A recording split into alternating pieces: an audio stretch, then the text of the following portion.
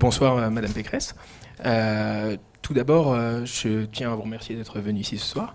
Et je ne sais pas si vous avez des enfants ou pas. 3. 3. Donc vous avez dû suivre que récemment, malheureusement, tous les sujets dont vous avez parlé ce soir ont été pas au cœur des préoccupations de ces enfants-là, puisqu'ils ont sans doute beaucoup plus parlé à cause d'une certaine série télévisée, dont je ne vais pas dire le nom parce que je crois qu'on n'a pas les droits, de sujets beaucoup plus légers, comme le fait de savoir qui allait régner sur les 7 royaumes, la mort du Night King, tout ça. Et tout ça nous a écarté des vrais sujets. À commencer par le fait, vous l'avez évoqué précédemment... Mes enfants sont plus intelligents que ça. Hein. Ah. Ils peuvent s'intéresser à la saison 8 et puis en même temps s'intéresser à d'autres sujets. C'est la jeunesse d'aujourd'hui. Donc ils sont intéressés non pas à la mort du Night King, mais du Patrick Balkan Night King, qui vous a permis de régner... Ça moins.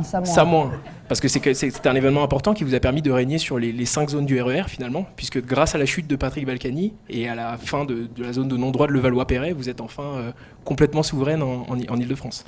Mais ce n'était que la première partie, puisque le vrai combat s'annonce maintenant.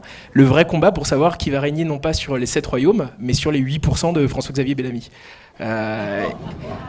Et dans le cadre de cette lutte-là, j'ai presque envie de vous appeler non pas Calici, mais Valici, parce que vous n'avez pas de dragon, mais vous avez des passes Navigo à 70 €. Et c'est beaucoup plus efficace que des dragons. J'en ai fait l'expérience personnellement.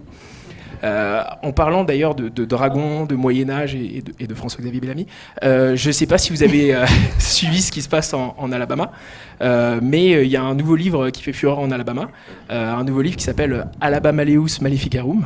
Un livre que les députés de l'Alabama ont un petit peu trop lu, parce que oui, il y a des gens qui savent lire en Alabama, puisque ça les a poussés à promulguer une loi qui interdit en théorie l'avortement. Alors en théorie, puisque l'avortement est considéré comme un droit fondamental par la Cour suprême des États-Unis, dans le cadre d'une interprétation du 14e amendement. Français, et je l'ai voté. Exactement. Et que donc tout ça, dans le cadre d'une jurisprudence de 1972, Roe v. Wade, et que donc tout ça va nous amener à un fantastique gilet jaunage juridique aux États-Unis. J'ai hâte de voir ça. Mais en attendant, ça a dû particulièrement vous toucher parce que c'est une atteinte aux droits des femmes et que je pense que ça a touché beaucoup de gens, à part Christine Boutin qui est déjà assez touchée comme ça par son cousin. Mais en plus de cela, c'est de l'atteinte aux droits des femmes que cela constitue, ça a dû particulièrement vous toucher parce que la loi, de manière assez curieuse, a été promulguée par la gouverneure de l'Alabama, Kay Ivey, qui est une femme, et qui donc de manière assez surprenante a promulgué une loi qui va à l'encontre des droits des femmes, alors qu'elle-même est une femme. Ce qui est, alors comparaison n'est pas raison, hein, mais ce qui est un petit peu comme si des dirigeants qui ont fait des grandes écoles extrêmement sélectives se rendaient compte tout d'un coup qu'en fait, c'est un petit peu sélectif, voilà. Mais il y a 2 écoles quand même dans la suppression des grandes écoles, si je puis me permettre. Puisqu'il y a ceux qui n'ont pas réussi à rentrer à l'ENS, mais qui ont réussi à rentrer à l'ENA et qui annoncent la suppression de l'ENA pendant que Notre-Dame brûle. Comme ça fait un petit peu diversion. Et il y a la méthode Paris-Saclay.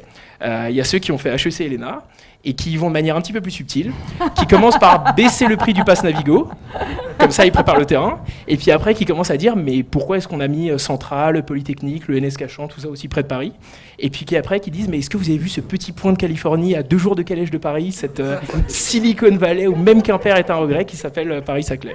Voilà.